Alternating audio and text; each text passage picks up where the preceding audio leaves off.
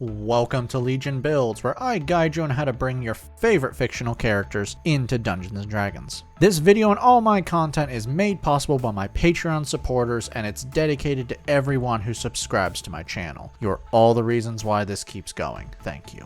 Join the Legion today at patreon.com/63rdlegion for free and help decide next week's new character. Joining my paid tiers allows you early access to my content, a shout out in my videos, and home-brewed 5e items for your games. Today we're building the Emperor of Muay Thai. From Street Fighter, it's Sagat. Hailing from the streets of Thailand, Sagat spent his early life fighting to survive, eventually earning the title Emperor of Muay Thai and being recognized as one of the greatest fighters in the world. That was until the World Tournament saw the emergence of a young fighter by the name of Ryu. At the end of the tournament, Sagat was left defeated and scarred from Ryu's Shoryuken. Sagat's wounded pride led him into a dark life from there on out, becoming obsessed with Ryu and eventually joining Shadowloo. After some time though, Sagat finally understood what rage can do to a person and let it go. He now trains not to kill Ryu, but to prove himself the best once more. In combat, Sagat's style is Muay Thai, a brutal martial art that uses every part of the body to deliver massive damage, which is even scarier when you consider Sagat is over 7 feet tall and built like a house. Because of his training in early life, Sagat can take massive amounts of damage and keep going. His new training has also unlocked his own inner power, and now he can unleash blasts of energy at his opponents. For today's build, we'll be using the Player's Handbook.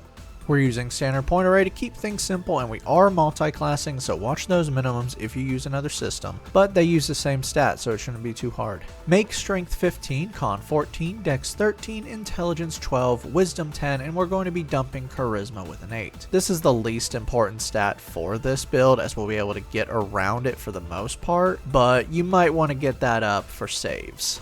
Sagat is a human. Resourceful gives you inspiration dice at the end of a long rest. Skillful grants you a free skill of your choice. Take intimidation. I know we just dumped charisma, but trust me, it's gonna work. Versatile gives you a free origin feat. For this feat, tough gives you double your character level in HP and then adds +2 HP for every level after. To finish out your lineage, you know the language common and 2 more of your choice.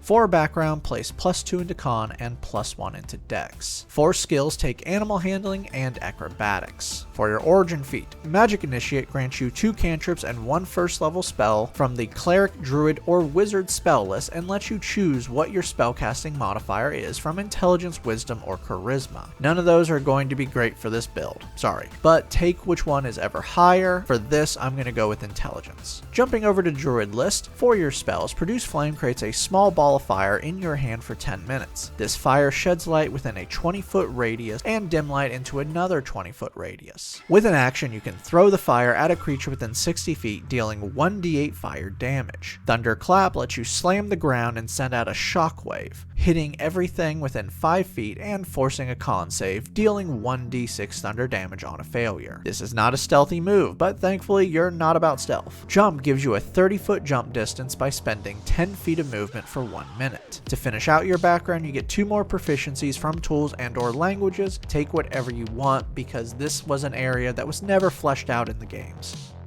Level 1 Barbarians start things off with 2 skills. Take Athletics and Perception. You have proficiency in all weapons, light armor, medium armor, shields, and the saving throws strength and con. Very little of that's going to matter for this build. Unarmored Defense allows you to add your con modifier into your AC when not wearing armor. Basically, this means you can take a punch, or a flaming fist depending on who you're fighting. Rage allows you to enter into a battle focus and deal more damage. When not wearing heavy armor, you can use your bonus action to enter a rage state. For the next 10 minutes, you must maintain this state by making an attack roll against an enemy or forcing an enemy to make a saving throw, and this will end early if you don heavy armor or are incapacitated. While your rage is active, you have resistance to bludgeoning, slashing, and piercing damage, you have advantage on strength checks and strength saves, and you will deal bonus damage when you attack using your strength. This damage is +2. Finally, you can rage a total of 2 times. You gain 1 rage after a short rest or all your rages after a long rest. Weapon Mastery allows you to access the weapon mastery properties of weapons, choosing 2 at the end of a long rest, but you will not be using weapons, so we'll just skip this. You can customize this build, of course, and learn about weapons more.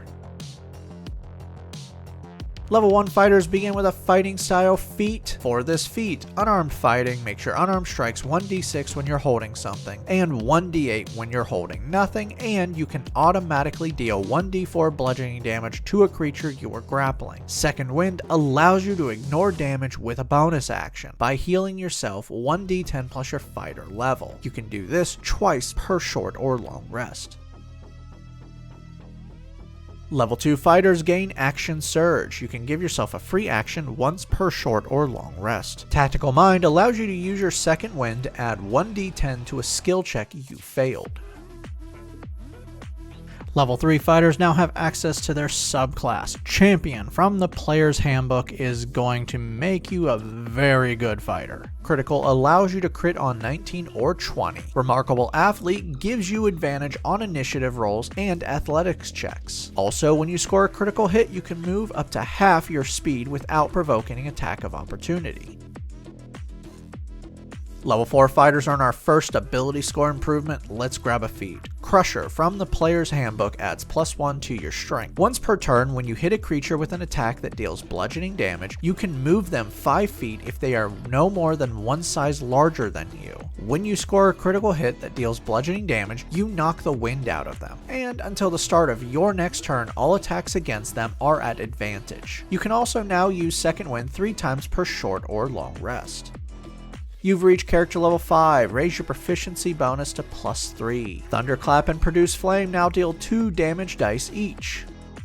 Level 5 fighters gain extra attack. You can now attack twice with a single attack action. Tactical Shift lets you move with the same bonus action you use for Second Wind with up to half your speed, and this move does not provoke attacks of opportunity. Level 6 fighters earn another ability score improvement, bump up strength for more damage. Level 2 barbarians receive Danger Sense. You now have advantage on dex saves when you are not incapacitated. Reckless Attack lets you give yourself advantage on your attacks until the start of your next turn, when you are using your strength for the attack, but all attacks against you will also be at advantage until the start of your next turn. Level 3 barbarians now have access to their subclass, and it's time for your lowest point. Berserker from the Player's Handbook will unleash the Dark Hado, the power of murderous intent. By the way, this is how Ryu scarred your chest. Frenzy improves your damage when you reckless attack. Now when your first attack with reckless attack hits and you are in your rage state, you add d6s to the damage. The number of d6s equals your total rage damage, so 2d6. Primal Knowledge grants you a new barbarian skill, Take Survival. Also, you can now use your strength modifier for the following skills: Acrobatics, Intimidation, Perception, and Survival. Told you we'd fix Intimidation. Finally, you have 3 rages total. Your character level 9 bring your proficiency bonus to +4.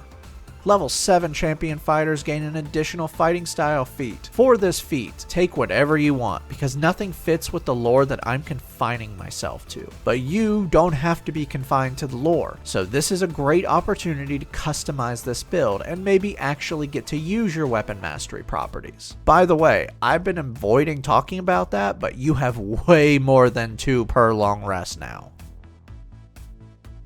Level 8 fighters earn another ability score improvement, Cap Off Strength. You've hit character level 11, Produce Flame and Thunderclap now deal 3 damage dice each. Level 9 fighters receive Indomitable. You can now reroll failed saving throws once per long rest. Tactical Master is to use with your weapon mastery by changing out the weapon mastery property for another that the weapon doesn't have. Won't go much into that one. Level 10 champion fighters now have Heroic Warrior. You can now give yourself an inspiration dice during combat on a turn you don't already have one. You now have 4 uses of Second Wind. You're now character level 13, your proficiency bonus is now +5. Level 11 fighters gain extra attack ×2. You can now attack 3 times with a single attack action. Level 12 fighters earn another ability score improvement, Bump Up Con for more AC and health. Level 13 fighters receive a second use of Indomitable between long rests. Studied attack gives you a better chance at hitting. Now when you miss against a creature, your next attack against them will be at advantage before the end of your next turn. Level 14 fighters earn another ability score improvement to cap off Con. You've hit character level 17, max out your proficiency bonus at +6. Thunderclap and Produce Flame now deal 4 damage dice each. Level 15 champion fighters gain superior critical. You now crit on 18, 19, or 20. Level 16 fighters earn our final ability score improvement and your character level 19, which means you gain access to epic boon feats. So let's grab one of these. For your epic boon, Boon of Fortitude increases one stat by +1, and this can go anywhere, so I'm just going to put it in cons as I think it fits. Your max HP is also increased by 40 HP, and now whenever you regain HP, like with Second Wind, you can choose to add more healing. This bonus healing equals your con modifier, and you can do this once per turn. Our final level is level 17 fighter, and now you have 2 uses of Action Surge and 3 uses of Indomitable. I should tell you though, you can only use Action Surge once per turn. Now that we've hit level 20, let's recap. Your stats are Strength 20, Dex 14, Con 21, Intelligence 12, Wisdom 10, Charisma 8. Your total levels are Fighter 17, Barbarian 3. Let's dive in.